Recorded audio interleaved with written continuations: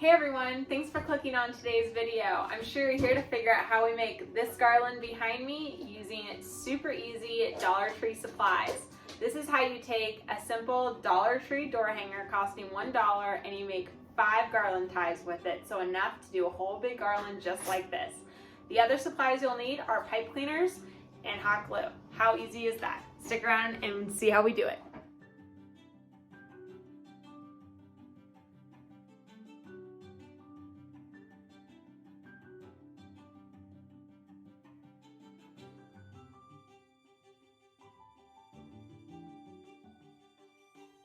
Okay, for our next DIY, we're going to start working on all of our garland ties.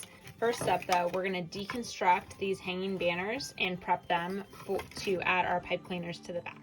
I've got our hot glue gun heating up right here, getting ready. It is a sure bonder. You can get them at Walmart. They're really affordable. And I've got my glue sticks ready to go. First thing up, cut our tag.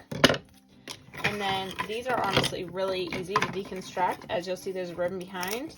Just pull up and it's almost always a perfect peel. So just easy peasy lemon. Oh no, this one didn't. Lemon squeezy. And there we go.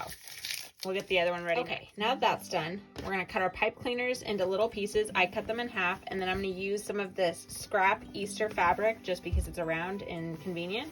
And I'm gonna make some little strips to put on the backs of these to hold our pipe cleaner in place. Okay, so we're back. So we have a strip of fabric, and I mean, the size really does not matter. I need 10 of them, so I'm just gonna cut 10 super quick stripes of fabric. And I honestly prefer to use like cardboard or something for this, but I did not.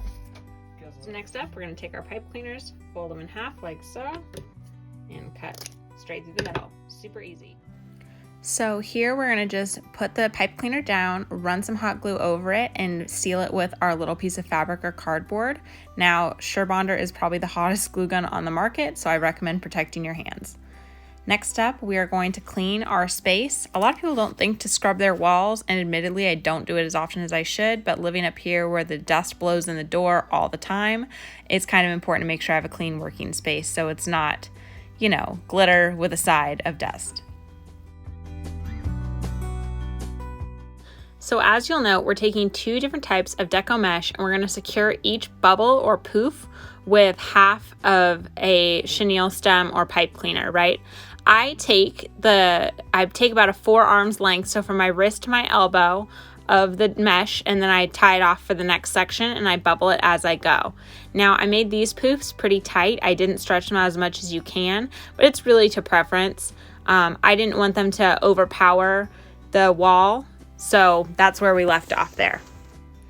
So in this section, we're taking those turquoise crosses we painted and wrote on the other day.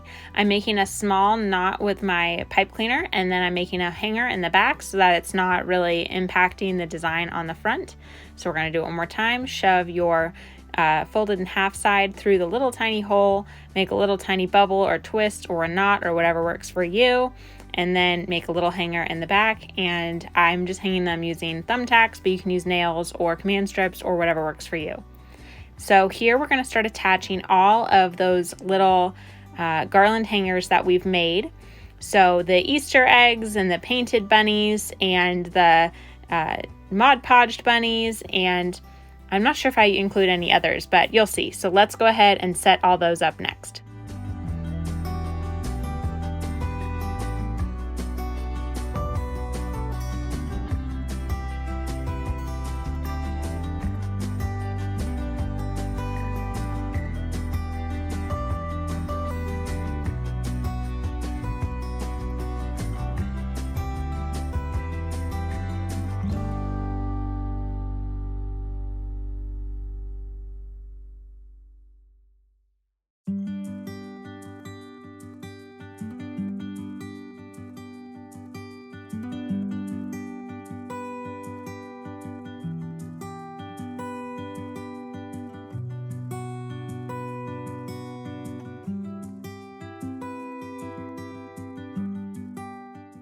Okay, here we go, my favorite. So the grass in this comes from Dollar Tree, and the floral stems were on clearance at Walmart. I believe I paid 25 cents a piece for those. And just remember, inside of all floral stems, there is a small piece of wire, so you can really maneuver everything around and make it sit the way you'd like. But I'm just tucking these in behind or into my deco mesh so they have a little bit of an anchor, and just adding a little pop of greenery. This is right above, though, my front door, so I'm not going to add a ton of greenery to this garland just because people do come in and out of this door all the time, and because I'm not making this really secure, I don't really want it to be raining grass on people. So here we go.